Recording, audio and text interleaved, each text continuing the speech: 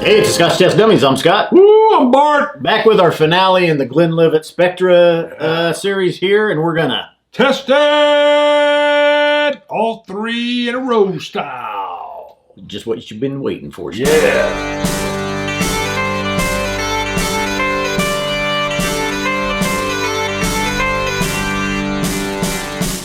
All right, we went through. This is the Glenlivet Spectra series. If you haven't watched the others, it comes with 3 bottles in this box. It's kind of a cask exploration. Look at this. Look at this. Here, we're gonna pull it up. Look at this. You get these little magnets. Boom. Yeah, talk for a second. Boom. We were going to go to the website. I don't know if I can fill time. I'm not much of a talker. So, right. Yes. So this is going to be cool because for those that don't know, or maybe you didn't watch the first 3 episodes, we did them individually, scored them individually. We both liked number 2 a little bit better. We'll see what has anything changed. I honestly couldn't remember all the notes in between each one just because we've broken them up a little bit, but we wanted to try them back to back to back. Sometimes you can pick up some more nuance. Sometimes they can meld together as well. Back in the day, we've done some massive shootouts with like Pete and stuff, and you can definitely pick things up. What do you got? I'm on the website. I found it. I haven't looked, so they got it. They're going into each bottle. Well, yeah, like Bart said, we went through each one. Let's do that. Let's kind of look, and then once we go through, we'll come back and look at the official stuff that Glenlivet is putting out here. Number 1 nose, really nice and sweet up front. That smells better than I remember. That, of course. Oh wait, that's 3. Oh, you're right. It's left or right. You're right. You're right. That was number 3. Wow. Okay, yeah, a little more muted. Not nearly as nose effervescent as 3. But I get vanilla. Lighter, a little bit of an alcohol, ether. Yeah. Ethyl, ether. Well, ethyl alcohol. Ethyl alcohol. Honeyed. Ethanol. Yeah, honeyed vanilla. Malty. That's number 1. Number Middle, 2. Does our number 2 hold up? Not really on the nose. Not really I on the like nose, number 1 on the nose better. It does feel a little bit lighter, a little bit fruitier. But yeah, nothing really jumping out. No honeys there. Oh, and then number 3. So these are all pretty similar on the nose. If I was going just nose, it would have been number 1. These are 40%, and it shows. It shows on the nose. It does. Yeah. I don't feel like we're getting the richness here. All right, yeah. Let's go to number 1. Taste. We're going to move quick, right? Yeah. Quick. Yeah. Quicker. Quicker. Not fast. Sometimes I get too fast. I'm like, go. Good swish on your end. Number 1, kind of like I remembered, malty, really malty up front. Lighter citrus notes. I'm a little more fond of this than I remembered, though. You're right. The maltiness is a little more forward, it feels like, for me. A little bit of a toasted vanilla. Yeah. And little honey notes as well. I didn't remember this one being this as tasty. It's not bad. And again, these feel a little bit more, 12 to 15 years old, somewhere in there. I don't think these are 8, 9, 10-year-old whiskeys. That's not bad at all. It's very approachable. And I actually think that's what this is for maybe the newer kind of drinker to try some nuance. Yeah, let me cleanse. Remember, we used to do back of the hand. That's for the nose. Coffee. Yep, coffee. All right, number 2, our preferred. Say hello to number 2. Again, I always like to, well, I know we did, but I like to give a little sniff before the sip.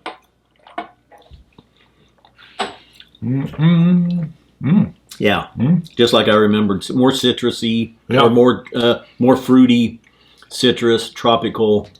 Again, the barrel charge there, if that's what it is. Yeah. I agree. You were getting that really good on the tail end. Yep. I like that more. There feels, it's enough barrel char that it almost, now I'm a peat head, so I'm not saying peat, but it gives me enough barrel char that it's reminiscent of a little bit of that earthy, smoky kind of flavor, which I do think is probably char. If they told me there was a hint of peat in there, I wouldn't be shocked. I would believe it. Yeah. Just because it's probably barrel char, but I could see if there was a slight peat influence. Could be a recharred hogshead, something like that they used. So are you ready for 3? We're going back to back to back, baby. We're just hitting them right on down the line. It's a shootout. It's a shootout. Shoot it. Sip it. Go, go, go. What episode was that? That was one of our early ones. Lefroy. Yeah, people are like, that tall guy's obnoxious. I don't like him. Yeah, when we had a lot of comments on what a dick, what an a-hole. I was like, God dang, it's a good thing I'm secure. Am I secure? Oh yeah. Thank you. Thank you very much. I just got up front a very nice. When we went through these individually, 3 kind of came off a little bit more muted. Wasn't citrusy, wasn't tropical. Right up front on it though, they're going from 2 to 3. It feels a lot more citrusy. It did. That's exactly what I thought. Right up front. Sounded like the chair. That was the chair. Oh, barking spider. Wow, that's funny because all right, I'll hold. I want to try one real quick.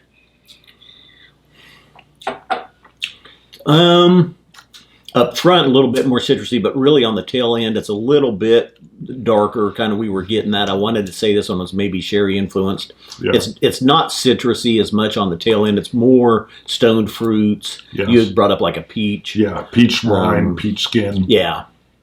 I want to try one real quick. Little oakier, not much. Yeah. Ooh, this is weird. Try one real quick. One was almost neutral on the open, but then it suddenly felt a little more oaky on the finish. Yeah. Touch. I still like 2. Yeah. Let me try 2. We're going rapid fire.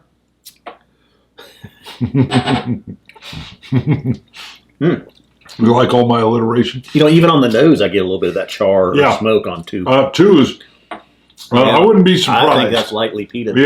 Yeah, I wouldn't be surprised.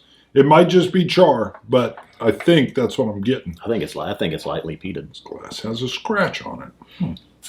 Yeah, scratch. What happened to it? 2, love it. All right, are we ready to go look? Oddly though, 3 now is still coming off more. I got to try. More still sweet, like 2. more fruity. I'd swear there's some peat in number 2. Yeah. All right. I mean, there's some obvious differences here. Yeah. On the palate. Well, yes. Going back and forth. You can tell it's all the same family. Yeah. 2 jumps at me big time, but it was so funny that this came in.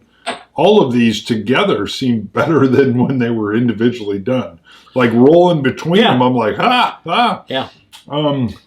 Again, this was neat. Originally, these were $100, $110. They were out 2-3 years ago. Yeah. We picked this up on discount at R&J Liquor here in Wichita. $50. Worth it at $50. Well worth it. A nice little experience. The box is kind of cool. I am very curious what the notes say. Let's see. Tasting notes for number 1. Number 1. The nose. Rich flavors of sun-kissed orchard fruits with a hint of tropical notes. Okay. We were citrusy, vanilla honeyed. Right. The flavor on 1. Yes. Floral notes, smooth and sweet fruit notes of fresh peaches, pears, and syrup and vanilla. Now, see, our peaches and pears are coming later, unless this is on several. Right. They say the finish, lavish marzipan, fragrant honey, and freshly picked hazelnuts. I don't know about lavish. So that would be a little bit sherried. Okay, so cask type. 1, fully matured in first fill sherry butts and first fill American oak barrels. Really? First fill? That's very weak. Yeah. First fill, I would have thought a little more. Okay. I mean, there is, I guess. I don't know. Well, we know we tried them blind. I'm definitely not feeling like it's first fill. I know. Again, it could be the. Well, it's a mixture of first fill and first fill American oak barrels. Okay. So virgin oak? No, well. First fill American oak. Yeah. Well, first fill, it's not the virgin. It doesn't say first fill ex bourbon. It just says first fill American oak. All right, so let's go to number 2. Yeah, but first fill usually means they've gotten a used barrel and it's the very first fill. I say, but you would say first fill. ex-bourbon barrel. Yeah, First fill, you wouldn't say first fill American oak barrels. Well, I don't know. Yeah, that's weird. I'm betting it's first fill used bourbon. I guess we wouldn't, right. Referring to the Scotch Malt Whiskey Society. Oh, when you said we, in our official labeling, Dummies. well, no, in the SMWS official, it would say first fill X. If it's a refill barrel or a first fill barrel, first fill ex-bourbon barrel, right. Those are all ex-bourbon. That's because you guys at SMWS are real good about saying what it is. If we used first fill American oak barrel, that would mean it was virgin oak. First fill. Really? So you wouldn't say virgin. We could use virgin but yeah, just the first fill. If you put the American oak or European oak in there, got it.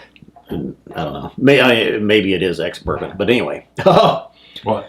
The second one is tell me it's peat. Finished in ex-peated cask. Booyah! Hello, picked her up, baby. Yep. Woo!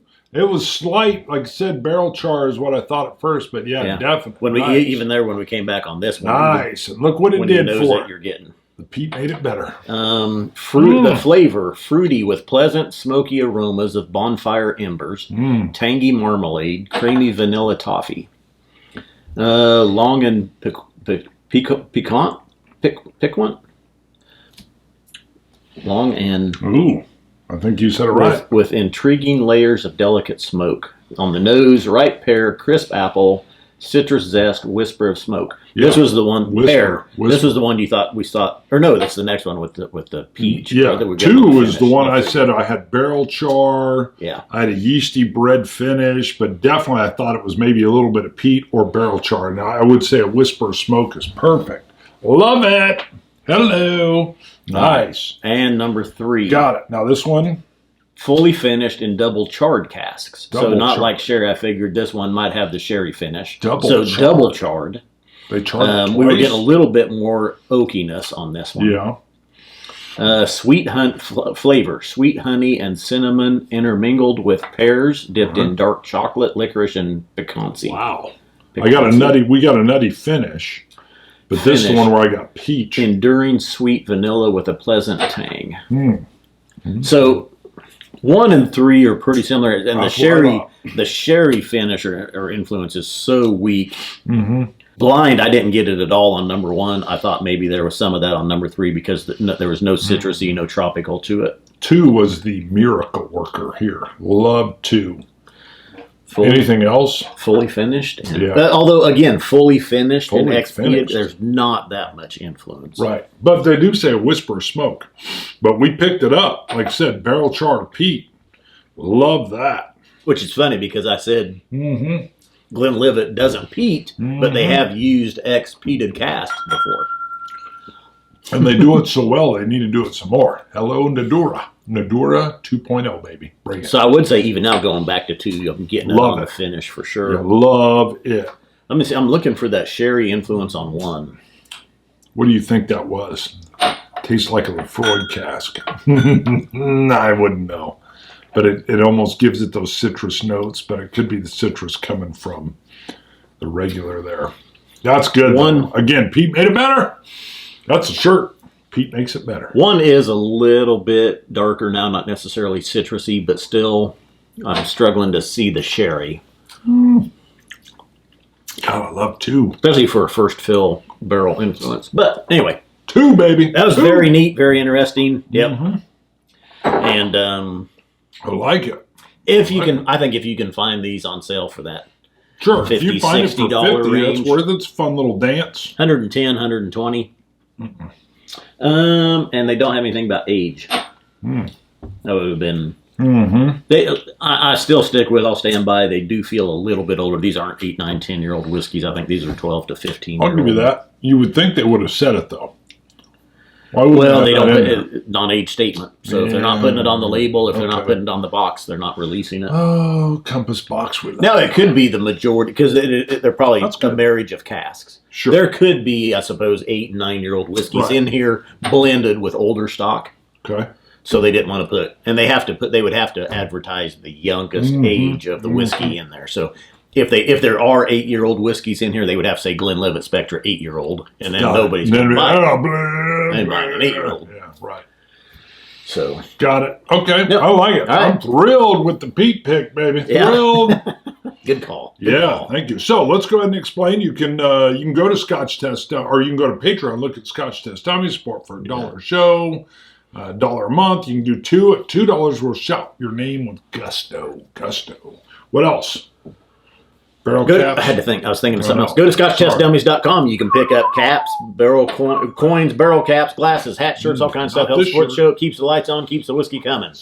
I was gonna say we should have inserted a spoiler alert before we got into the official notes. Really? For anybody that was watching and might try this on their own. All right. Well, I can put in there. I'll do a spoiler screen alert. That says spoiler alert. Don't continue if you wish to try yourself. That's right.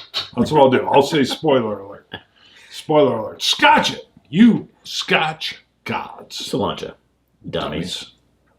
Nice. Peace.